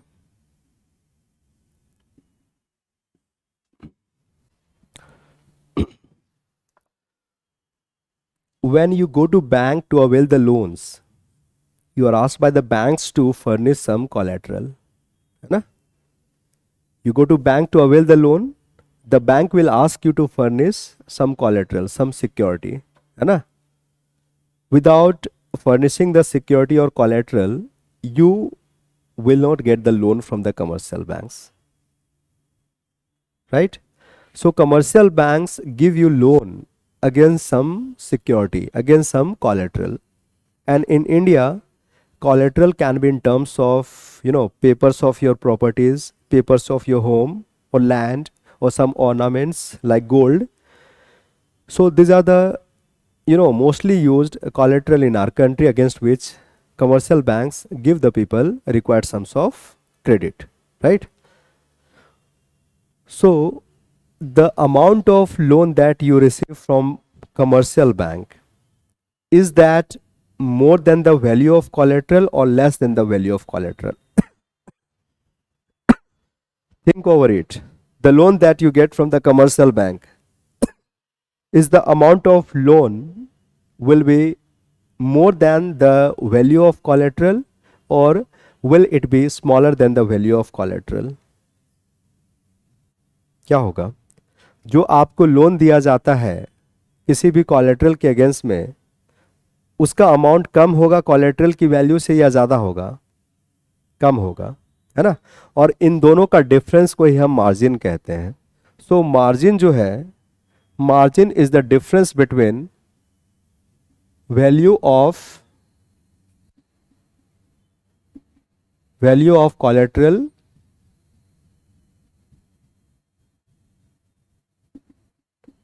and amount of loan given against those collateral, है ना। The difference is called margin. For example, let's suppose you furnish a security worth 100 rupees, है ना। You furnish a collateral worth 100 rupees, and the bank gives you a loan of 90 rupees against this collateral. So margin becomes 10%, है ना। 10% is the margin. If you are informed that margin is 10%, that means what? That means if you furnish collateral with 100, you will be getting the loan of 90. If you furnish collateral worth 1000, you will get loan of 900. And if you furnish collateral with 1 lakh rupees, you will get loan of 90,000 rupees, because margin is 10%, right? Margin is 10%. So what happens if margin increases? You can see that if margin increases to 40%, if it increases to 40%, that means now against a collateral worth 100 rupees, we will be getting the loan of only 60 rupees, right? When margin further increases to 90%, let's suppose now margin has become 90%, that implies that against a collateral worth 100 rupees, a loan of only 10 rupees will be given, right? So what you observe here, you observe that as margin increases, the amount of loan becomes smaller and smaller, and this is going to discourage people to take the loan against their collateral, isn't it? है ना? Now you find that banks do not value that much, है ना? The banks do not value that much of your collateral. Against your collateral, the bank is giving a very small amount of loan. So will you take the loan in large quantity or small quantity? Small quantity. So point is that when margin on any collateral increases, people's inclination to take the loan in the economy comes down, right? Volume of credit will go down. This will cause money supply and aggregate demand to reduce, and finally this will help controlling of inflation, right? This will help controlling of inflation. On the other hand, if margins start decreasing from, let's suppose, 90% to 40% to finally 10%, so as margin on collateral becomes smaller and smaller, the amount of loan against them increases, right? So on the decrease of margin, लोग ज़्यादा loan लेंगे, money supply will increase, aggregate demand and price will increase, and this will have the the soothing effect on economic situations. The economic activity will get accelerated and will come out of the situation of deflation and slowdown, right? So if we have to deal with the situation of inflation in any sector of the economy, margin for that sector has to be increased. Look here, margin works just like any other quantitative instruments. We have seen that those instruments or their rates will be increased to deal with the situation of inflation, and if rates are brought down, then that helps dealing with the situation of economic slowdown. Margin works that way only, but margin is sector specific. It is not the quantitative instrument, guys. It is qualitative instrument, and it is sector specific. Sector specific in the sense that margin for some sector can be increased and for others it can remain constant, or for yet another sector it can be reduced. That depends in which sectors we have the inflation. So in agriculture sector, let's suppose there is inflation. For agriculture sector, margin can be increased, right? And let's suppose there is no inflation in agriculture sector, inflation is in the secondary sector, then margin for the secondary sector can be increased, right? So this is sector specific, and here sector wise this is used by Reserve Bank of India to increase or decrease margin, so that the situation of inflation and deflation in those particular sectors can be dealt with. You got this point? आ गया समझ में आप लोग को? So this is how you have to look at margin. This is nothing but the difference between value of collateral and the loan granted against it by the commercial banks, right? So you just note down this example. This will help you understand later on the topic, right? Please note it down. And we are done with this chapter. Not done with this chapter. The topic has been completed. We are left with only one topic in this particular chapter, and that is liquidity management. We'll be completing liquidity management in tomorrow's class.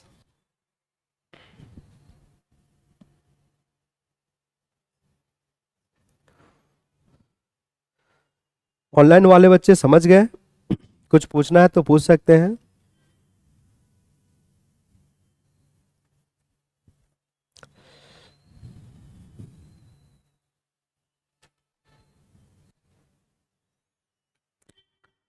ठीक है, चलिए then कल की class में हम लोग और एक टॉपिक रह गया इस चैप्टर में, हम लोग कंप्लीट करेंगे. रिवीजन करते रहे आप लोग. Thank you.